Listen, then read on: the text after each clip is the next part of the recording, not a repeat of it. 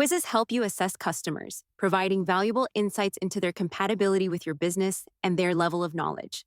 So, having an easy way to add their results data is key to maintaining smooth operations. With this update, you can achieve it. Let's check how to use it. Start by navigating to the Quizzes tab inside the Sites section and editing your desired build. Scroll to the bottom of the builder and click Edit Template. Click the dial icon at the top right corner to access the settings. Toggle the button next to the values you want to create a custom field for. Then click Save.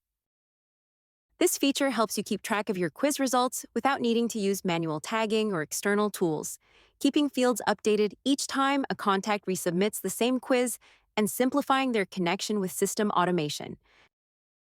This will provide you with structured, simple access to quiz data for more personalized automations, segmentation, and follow-ups, eliminating the need for manual tagging or external tools. We hope you enjoy it.